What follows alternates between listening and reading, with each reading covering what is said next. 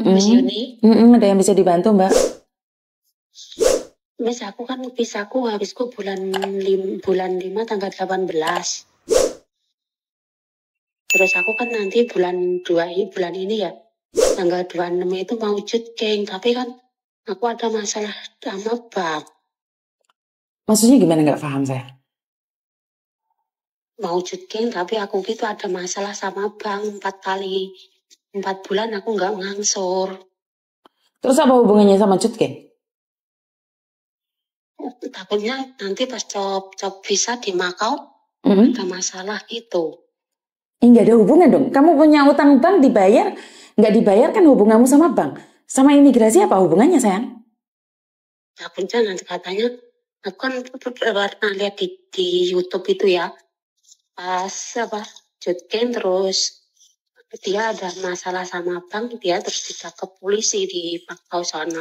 Iya, dia bermasalah dengan bank karena dia money laundry, bukan masalah karena dia utang bank. Utang bank kan bukan urusannya negara, itu urusanmu sama pihak bank. Iya, aku takutnya gitu. Kecuali kamu lagi ikut pencucian uang, money laundry, mungkin kamu akan ditangkap dan dipenjara juga. Tapi kalau kamu utang bank secara pribadi kan nggak ada hubungan sama pemerintah, Mbak. Oh, gitu ya. Terus, sampean telepon aku sampai 1000 kali nanya no you tok. Enggak, aku tuh takutnya kan majikanku juga tahu. Takutnya di interminate gitu. Ngerti, tapi kan sama menanyakan tentang Jutgeng, apakah kamu akan ditangkap gara-gara utang bank, bener tidak? Iya. Karena kamu tahu bahwa ada yang Jutgeng ditangkap polisi, benar tidak? Iya. Itu karena dia money laundry, bukan karena dia punya utang bank. Soalnya banknya itu tiap hari itu telepon rumah majikanku, Miss. Ngerti, tapi kan sama berbicara tentang Jutgeng, Mbak. Saya tidak berbicara dengan sampean bahwa majikanmu selalu ditelepon oleh bank. Kan saya tidak ngomong itu. Kalau ditelepon bank itu kan ya jelas lah, wong kamu punya utang nggak dibayar, dikejar kan wajar. Jadi mereka tuh bukan mengejar kamu, tapi mereka tuh mengejar uang yang sudah kamu pinjam. Tapi sekarang kita berbicara tentang imigrasi kan gak ada hubungannya dengan utang bankmu, sayang. Oh iya. Pertanyaan saya, kenapa nggak dibayar? Oh, itu kan 4 bulan itu kan buat itu aku kan bikin rumah. Dulunya itu aku di sini udah 8 tahun, Miss. Tapi yang 4 tahun itu udah habis buat berobat suamiku. Terus kenapa utang bank nggak bisa bayar, sayang? Ya di rumah tahu sendiri kan udah nggak ada bapak, udah nggak ada ibu, aku ngurusin anak 2, bapakku juga udah 2 kan, otomatis tiap bulan ngirim ke rumah. Udah di rumah itu nggak punya sawah, nggak punya apa, Miss. Ngerti, tapi yang saya tahu kamu utang bank, otomatis saya tuh tidak menyalahkan bank kalau ngejar kalian, Mbak. Kalian ambil uang mereka. Apakah kalian tenang walaupun nggak dikejar sama bank? Tapi kalian hitungannya kan tetap punya utang loh. Jadi jangan kasih alasan sama saya bahwa keluargamu butuh. Tak tanyain siapa sih yang nggak butuh? Semua orang itu butuh, itu alasan bagi saya. Tapi utang itu tanggung jawab, sayang.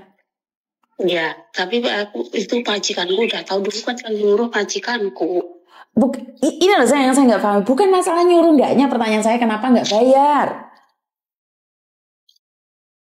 Ya uangnya kepake terus. Loh, Mbak nurusin orang kepake terus, saya akan terus kepake. Kamu percaya nggak? Saya tidak akan belani bank atau tidak belani siapa-siapa. Tapi yang saya tahu, orang utang sampai kapanpun dikejar. Kalaupun kamu nggak dikejar, tahu nggak? Kamu sudah mengambil hak orang lain, suatu saat itu akan ngambil punyamu loh.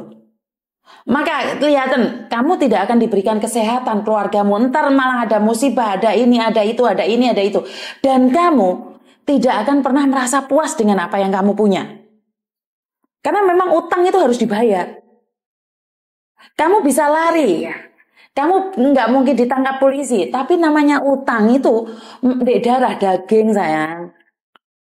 Lek nuruti butuh, ya siapa sih nggak butuh? Siapa sih nggak kepingin duit? Bener nggak?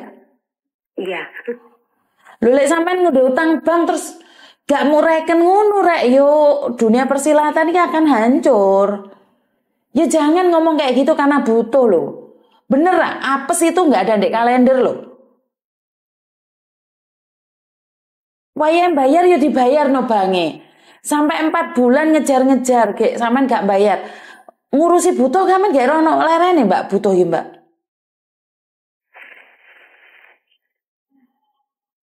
Iya, tahu, makasih. Oke, bye-bye. Bye-bye.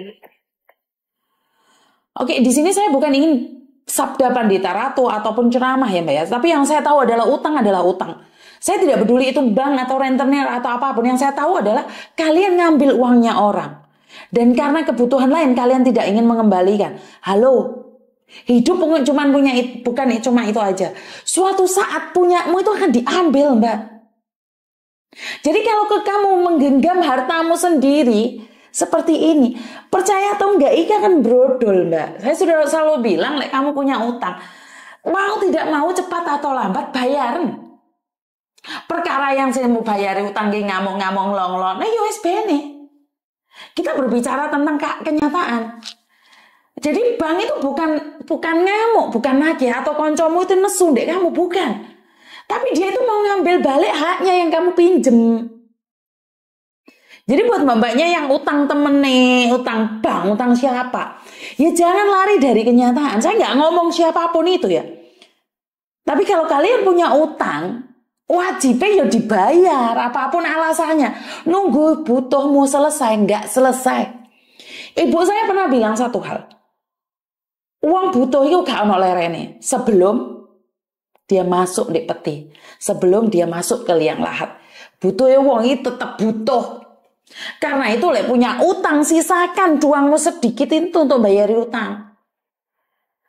Jadi jangan berharap bahwa ya kalau imigrasi tidak akan menangkap kamu gara-gara kamu punya utang bank.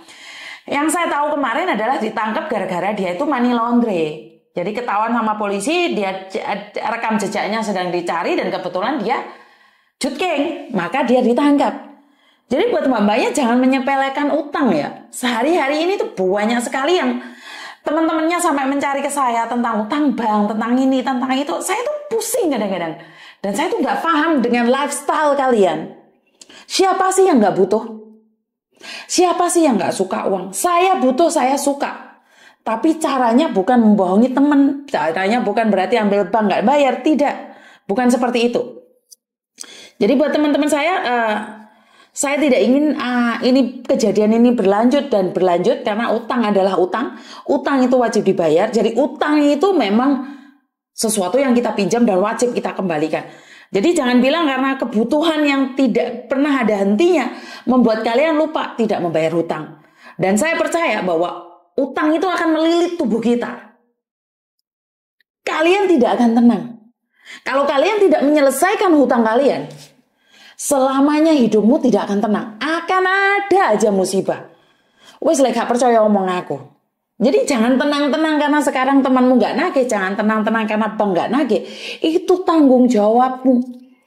Kamu pinjam, kamu ngambil hak orang, kembalikan sebelum sesuatu yang lebih besar akan diambil oleh orang lain. Sesuatu yang lebih besar apa yang akan diambil oleh orang lain adalah kesehatanmu, keluargamu. Karena gara-gara kamu punya utang, orang ini akan selalu berdoa yang jelek pada kita. Nah, doa-doa yang jelek itu akan menimpa pada kita. Saat menimpa sama kita, berapa banyak uang pun yang kita pegang itu tidak ada gunanya. Muspro. Karena itu saya selalu bilang, memang punya utang jangan sampai ditagih. Kalau sudah punya balik no mbak, koncomu iki gak nagih. Tapi dia itu meminta haknya dia. Karena kamu sudah meminjam haknya dia. Bank itu gak nagih hutang, tapi bank itu meminta haknya dia untuk dikembalikan. Karena dulu kamu pinjam. Jadi kadang-kadang saya cuma berpikir rentenir itu. Dia itu kadang-kadang ada yang untung, ada yang buntung loh. Ya, ngutang 05.000 dibalik no pempisahan, terus laporan sama KJRI, paspor hilang, terus ada paspor baru, proses lagi, ya buntung. Tapi ya, saya yakin orang yang dengan sengaja berbohong untuk kenikmatan pribadi, hidupnya tidak akan pernah tenang.